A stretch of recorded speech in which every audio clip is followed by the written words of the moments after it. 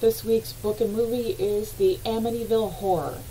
It's the true story, well, allegedly true story from 1975 that created two movies, one in 79, the other in 05, about the Lutz family's dream home turned nightmare that they only lived in for just under a month. And I challenge you to find any episode of Paranormal Witness that is not unlike the Amityville Horror, where a newly minted blended family or single parent family buys the perfect home for a too good to be true price without really questioning why. And then the haunting starts out as little petty annoyances that make the family members kind of pissy with each other. Then after a handful of strange things that they can't explain come to pass, they come to realize that the house is haunted.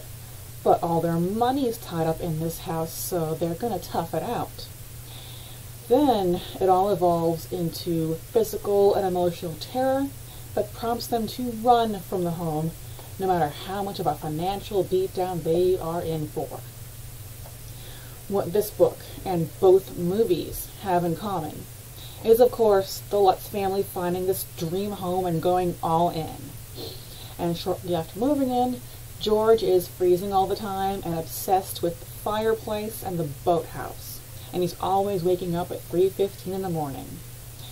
Then there's the one and only visit by the priest, who is told by seemingly no one to get out. Then, of course, as things get weird and annoying, the family members get pissy with each other. The youngest child, who is in real life named Missy, but in the 79 movie she's Amy, and in the 2005 movie she's Chelsea, she has an imaginary friend, a pig named Jody, who tells her to lock their babysitter in a closet. There's also the one window on the third floor that's always inundated by black flies at a very inappropriate time of the year. The phone lines between the house and the priest do not work. Kathy makes a trip to the library to learn about the history of the house. And when it all comes to a head, they all cut and run in the middle of the pouring rain. Now, the book and the 1979 movie are the ones that have the most in common. Starting with obviously the beginning with the family finding their dream home, George always being cold and obsessed with building fires, but this obsession with firewood and the fireplace keeps him from going to work, and the IRS starts knocking, as is his accounting department at his little surveying company. The priest, of course, makes one visit to the house, is told by a disembodied voice to get out, and then he becomes violently ill with a high fever and boils on his hands. Then there's also the black demon dookies in the can that don't seem to scrub out. The phone line between the house and the priest is always crackly and staticky. The flies concentrated on that one window. The disappearing cash that Kathy's brother saved up for his wedding caterer, because demons are such pricks. The babysitter locked in the closet at the behest of Jody the Invisible Pig. The discovery of the secret red room. And George seeing a demonic pig in the window from outside, although in the movie that just doesn't look like a pig to me. It looks more like the pop-up skull from Poltergeist. Later on, both George and Kathy seeing the red eyes looking right at them. And then also seeing her face kind of warp, become really, really deep lined and scarred, but then turn back to normal. That's in the 79 movie, but it's kind of watered down where it looks like she's having some kind of hallucination.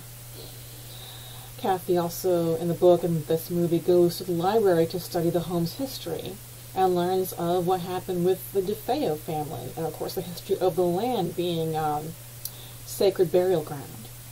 And then at the end, the family fleeing in the rain on the 28th day after another Poltergeist movie moment, the attack of the tree limb. Now, what's only in the '05 movie are a number of jump scare images of dead Defeo family members. And there's also what looks like some shameless pilfering from The Shining when a possessed George Lutz stalks his family with an axe. And during this axe hunting trip, the dog does not survive. Now, what's only in the book? The time of year. They moved in a couple weeks before Christmas, and they ran away 2 weeks after New Year. The time crunch and financial strain of moving and setting up house around Christmas kind of contributed to all their irritation with each other.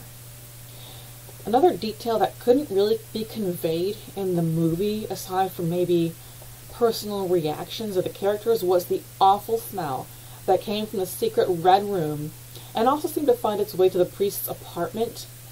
It was described as literally like raw sewage, and it was so intense that even burning incense barely made a dent in it. Also, in the '79 movie, it conveyed something from the book that there was the bleeding walls. They were not quite. In the book, only one corner of one room weeps some mysterious green slimy snot, or, it looks like snot. It could also be abscess fluid if they're going to go with bodily fluids, because I guess demons like to be gross. Anyway, that pretty much wraps up Amityville Horror and the 2 books and movies. There are a handful of other movies, Amityville, to come in riding on the coattails of this. There is the 1982 prequel, Amityville 2, The Possession, which I will cover in another video because I just ordered the book. And it's a dramatization of the Defeo family and their deaths. There is also the Amityville Curse, which is just an interview with Danny Lutz as an adult. And there's also 14 other spin-off movies that are generally so B-rate, trashy, and unscary that they don't really deserve the Amityville name. And that covers the Amityville Horror. Thank you for watching. Please like, subscribe, and share, and I'll see you all next time.